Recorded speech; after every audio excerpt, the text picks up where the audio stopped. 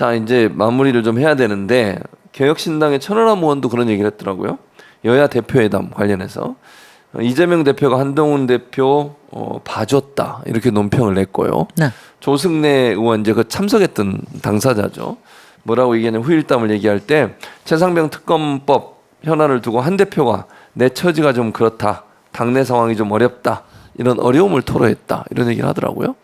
그러니까 이른바 그날의 대표회담의 정말 핵심은 정말 신의 한 수가 독대잖아요. 독대 40분을 땀을 해서 용산에 대한 경고를 했잖아요. 네, 그렇죠. 그거는 두 분 다 잘하신 거고 그다음에 뭐 봐줬다고 얘기하기보다는 예. 뭐냐 이런 겁니다. 대통령도 그걸 아셔야 되는 게 일단은 어떤 회담이든지 상대는 높여줘야 돼요. 그렇죠. 회담에서. 그러니까 그날은 한동훈 대표는 저기 그 이재명 대표를 괜히 긁어가지고 예. 괜히 그건 뭐냐면 자기 얼굴에 침 빼는 거하고 똑같은 거예요. 그러니까 적어도 회담할 때는 상대를 다 저기 하고 그다음에 저는 뭐 이의제기라고 얘기를 하는데 예. 이재명 대표는 한동훈을 이용하고 한동훈은 이재명을 이용하고 이렇게 하면서 우리가 같이 해야 될 걸 뭐냐 이거를 만들어낸 거라고 생각이 되거든요. 그래서 저는 그런 점에서 굉장히 의미 있다 생각을 하고 아마 뒤에서 예.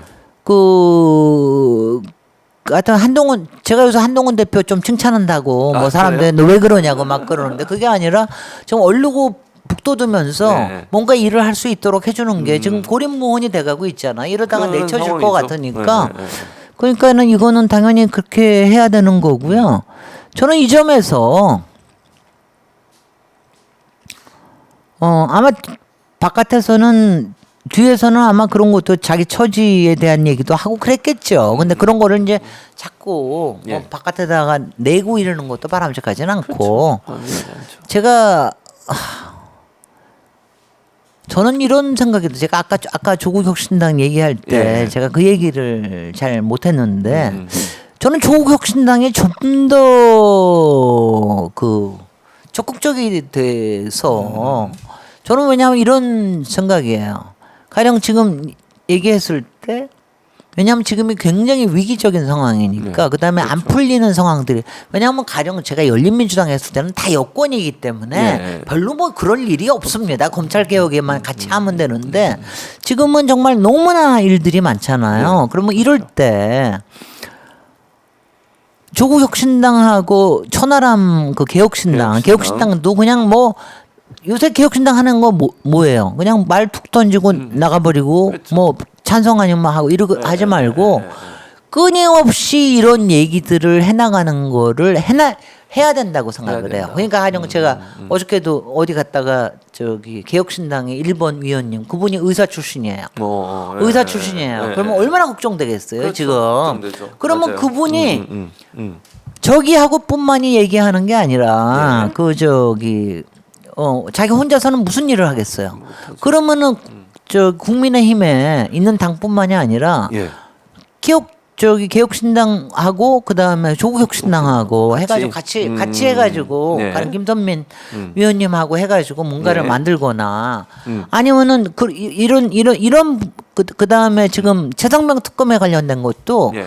저는 맨날 저기 하는 게 저는 요새 저기 이준석 예. 위원 내가 좀 얄밉다 이준석이나 천하람 얄밉다 그러니까 무슨 마치 무슨 딴 얘기 있듯이 나와가지고 방송에 와가지고 논평하듯이 이러고 다니고 있는 게 그리고 왜냐하면 그건 속으로 이런 거거든요.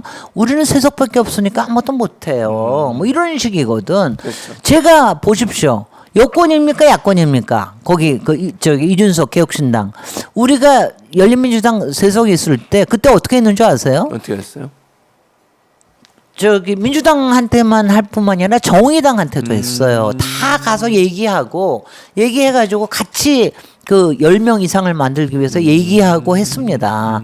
그런 것들을 그때는 뭐 그렇게 해가지고 근데 지금은 더 중요한 시점이기 때문에 그런 일들을 해나가야 된다고. 저는 국회라고 하는 건 끊임없이 사방에서 이렇게 얘기하고 저렇게 얘기해서 또 모이고 그렇죠. 이런 거를 조국 혁신당에서도 굉장히 더 적극적으로 해야 된다는 겁니다. 근데 이거를 야 민주당 니네들 많으니까 물론 민주당도 지금 제일 중요한 거는 국정조사를 이제 확실하게 따야 돼요. 국정조사 국감뿐만이 아니라 국정조사를 따야 해야죠. 되는데 그거 하는 거 하면서 이런 것들을 왜냐하면요 항상 계엄도 그렇지만 항상 그러잖아요. 부글부글 끓게 만들어줘야 돼. 그렇죠. 그렇게 해야지 이게 그 다음에 뭐가 에너지가 이렇게 모아가지고 되거든요. 근데 그런 거 하는데 그러니까 어떤 때는 한동훈을 도와줄 수도 있어요. 예. 왜냐하면 지난번에 천하람이 그랬잖아요. 천하람 의원이 그랬잖아요. 우리가 꺼줘 3명? 그 얘기 했잖아요. 그건 예. 뭐냐. 근데 그걸 조롱하듯이만 하면 안 된다 이거지. 물 밑에서도 그렇고 저기 하기도 하고 얘기하면서 그쪽에서도 힘들고 뭐 그런 것도 있고 네. 그러니까 여러 가지 왜냐하면 저는 가령 최상병 특권 같은 거 있잖아요. 이거는 지금도 자꾸 민주당 보고 안 하나 만들려고 하는데 안이 하나면 안 된다고 생각합니다. 그잖아요. 네. 여러 안이 나와서 그 안을 가지고 이제 국회에서 막 저기를 해야 되잖아요. 토의하고 논의하고. 그러면은 개혁신당도 가만히 있을 게 아니라 개혁신당도 안을 만들어서 그거 들고 쫓아다녀야지. 저 예전에요. 예. 그리고 보니까 내 자랑 너무 하는 것 같은데 제가 그러니까 자기가 위기일 때 위기일 때. 정말 위기적인 상황에 그 인천국제공항을 갖다가 인천공항을 민영화하겠다고 하는 움직임이 있었어요. 네. 그래가지고 제가 그때 제가 지금 정확하게 내용이 하는데 뭐 하나를 딱 바꾸면은 절대로 민영화가 안 되는 안이 저기가 있습니다. 법안이. 예. 제가 어떻게 했는지 열린민주당 어떻게 어떻게 했는지 아십니까? 어떻게 했습니까? 민주당하고 그 다음에 가가지고 그때는 새누리당 의원들 2명을 사인을 받아냈어요. 그러니까 그 받아내가지고 내니까 효과가 생기는 거지. 예. 그러니까 결국은 민영화 막았잖아요. 그래서 그때 박지원 의원한테 원내대표셨을 거예요. 굉장히 칭찬받았어요. 그러니까 그게 왜냐하면 그런 것들이요. 왜냐하면 아무것도 아닌 것 같지만 그런 거를 열심히 국회의원은 해야 됩니다. 제가 요새 국회의원들 이렇게 보고 있으면 예. 뭐 너무 요새 유튜브가 많아 솔직히 많죠. 방송도 많고 유튜브에 나와가지고 입으로만 떠들어. 근데 국회의원은 정말 법안과 그렇죠. 그거에 대한 여러 가지 심의와 토의와 상임위원회와 여기에서 말을 하고 하는 거로 해야 됩니다. 그렇죠. 그런 것들이 지금 노력들이 너무 부족한 것 같아요. 그러니까 그런 게 그런 걸 좀 열심히 하셨으면 좋겠습니다. 왜냐하면 그래서 제가 항상 경쟁하면서도 연대하고 중요한 그렇죠. 거에 대해서는 같이 집중해가지고 이걸 어떻게 만들 건가. 그리고 실제로 계엄이나 이런 부분에 대해서는요. 그럼요. 계엄되면은 뭐예요? 한동훈부터 날라가. 그렇지 않습니까? 그렇죠. 이재명만 날리겠어요? 왜냐하면 내부에서 만약 108명뿐만 아니라 내부에서 저기 하면 뭐 한동훈부터 날라서 비대위원장 체제로 만들 거 아니에요. 충분히 가능. 그러니까 지금 저거도 보면은 네, 윤석열 체질에는 그냥 다 귀찮은다 그냥 다 쓸어버려. 그냥 다 쓸고 그냥 저걸 하는 게 차라리 낫다고 생각할 위험도 상당히 있다는 겁니다. 알겠습니다. 지금 뭐 얘기 들어보니까 결국은 이제 열심히 일하고 협력할 대상을 가리지 말고 네. 협력할 때는 다 같이 협력하고 네. 일을 만들어내고 이런 일에 좀 집중했으면 좋겠다. 네, 네. 이런 의도로. 왜냐하면 정말 중요한 이 시점에 가장 중요하고 가장 중요한 일에 대해서 절실하고 절박하게 해야 된다. 해야 된다. 조국혁신당도 그런 자세로 했으면 좋겠다. 그렇습니다. 이런 말씀해 주셨어요. 아무튼 뭐 보궐선거 관련해서 여러 가지 얘기가 있습니다. 의원님 말씀을 좀 잘 귀담아 듣고 어떤 것이 정말 국민을 위한 일인지 또 범진보 세력이 어떤 것이 이익이 되는지 하는 부분을 좀 고려했으면 그리고 좋겠어요. 한 가지는 이거는 있어요. 문재인 대통령 지금 막 핍박하고 이러니까 맞아요. 좋은 건 뭐냐 하면 그동안 저도 지난 주일에 문재인 대통령 뭐 얘기하셨죠. 교섭단체 같은 얘기 하시지 말라고 현안 정치 사안을 얘기하니까 그렇게 얘기하셨죠. 뭐 칭찬도 받고 비판도 받고 그랬는데 굉장히 싸웠거든요. 그동안 전당대회 과정에서도 그렇고 많이 싸웠는데 지금 하나가 됐죠. 하나가 됐어.